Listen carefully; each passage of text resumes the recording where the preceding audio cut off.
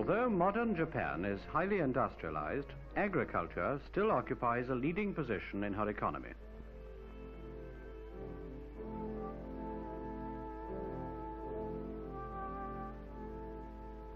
"45% of the total population is engaged in agriculture, but less than 20% of the land is suitable for farming.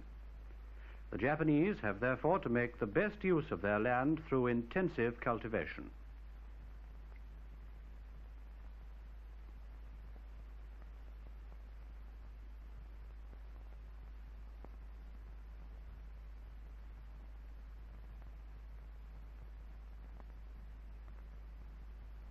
Small fields rise one above the other on the hillsides. Only by the most arduous labor has this artificial terracing been accomplished. Tractors and other large farm machines cannot be widely used, yet by dint of excellent farming methods, the harvest of crops is remarkably high.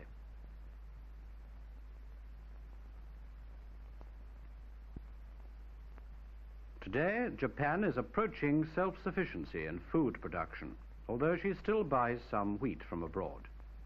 She has not been able to change the pattern of terracing and small fields, but with government research and help, the farmers are now making the same land much more productive. Flowers have always been a good cash crop. They're grown not only for ornament, but also to provide flavoring for Japanese dishes. And they play an important part in the Japanese system of crop rotation. Different crops sown at different times are grown together in the same field. Thus, a summer crop of rice will alternate with a winter crop of wheat or barley. By such dovetailing of several crops, the land is forced to yield several harvests each year.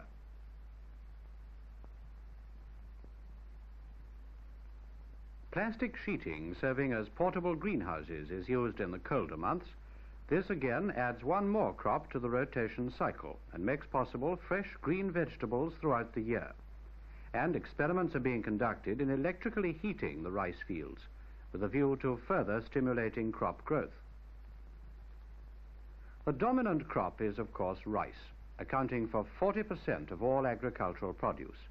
Today, small petrol-driven cultivators have been developed which can work within the constricted limits of a rice field.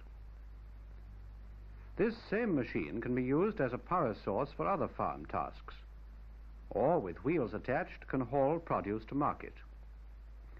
100 years ago, Japan had a population of about 30 million. Today, her population approaches 100 million. In other words, the same land now feeds 3 times as many people.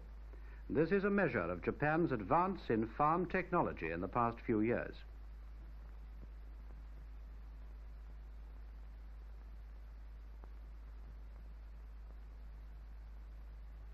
The seas surrounding Japan provide good fishing grounds. Indeed, Japan is the world's greatest fishing nation, the annual catch amounting to nearly 25% of the world's total.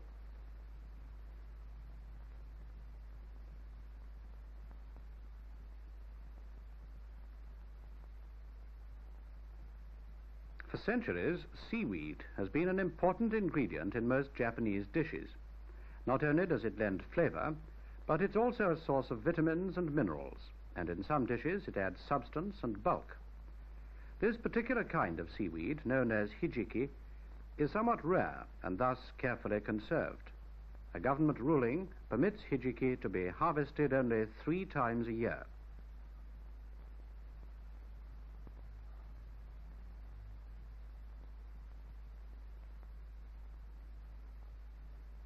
In the temperate waters along the coast of Japan, seaweed is grown and cultivated intensively. There are more than 100 distinct varieties. Most are grown in salt water, but some varieties, as here, are grown in freshwater lakes or ponds. Specially designed nets are set out in shallow water to facilitate harvesting.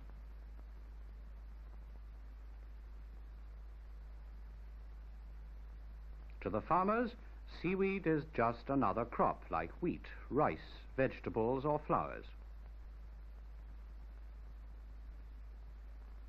After the seaweed has been gathered, it is carefully meshed into small mats of woven rice straw and pegged out to dry. When it is cured in the sun, the mats and the seaweed together are shipped off to markets throughout Japan.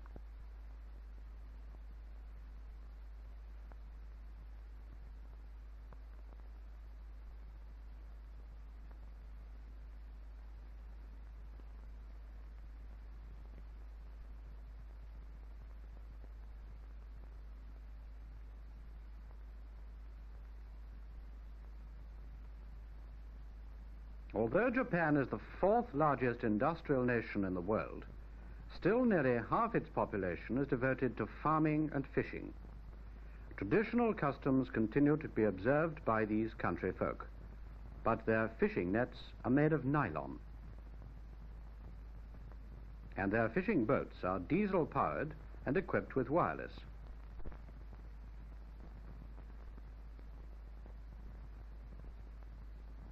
The fishing village works as a team, tending all the vessels and nets. And when the catch is landed, the whole village cooperates in unloading, weighing the catch, and preparing it for market.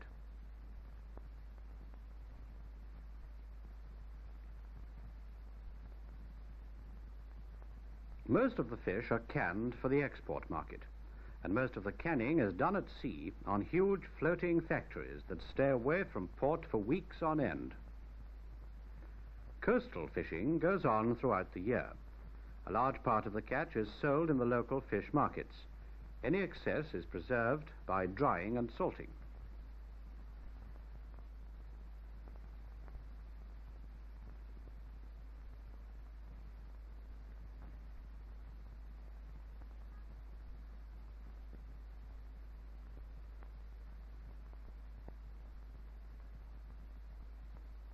The sardine catch is by far the most important. Most of the sardines, after being carefully dried in the sun, are turned into oil, fertilizer, and meal. Only about a third of the catch is sold as food, either in the fresh or the dried form. Every seaport is now served with large fleets of modern fishing vessels, fully equipped with the latest navigational aids, including echo sounders, radar, and high-powered radio telephones.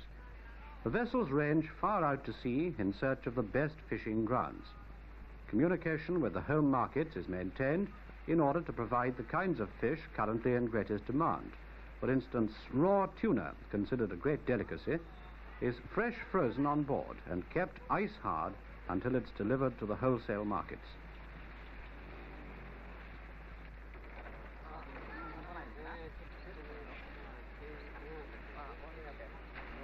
Most of the markets were badly damaged by wartime bombing. The handling system of the rebuilt markets is such that fresh fish can be distributed throughout Japan within a few hours of the catch being landed.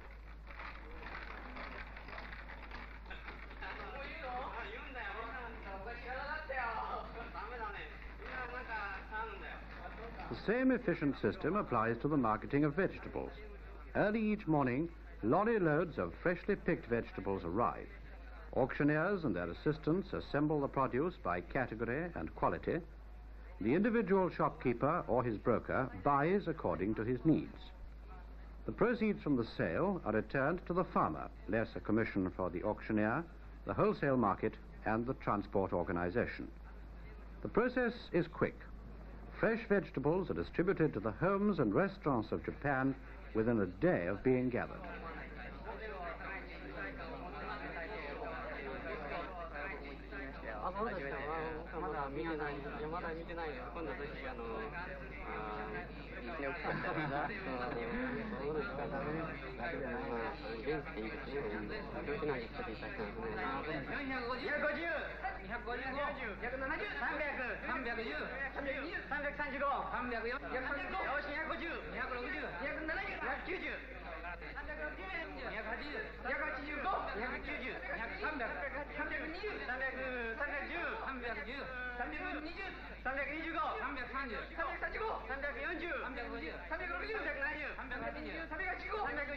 Japanese agriculture must support a large and growing population from limited arable land.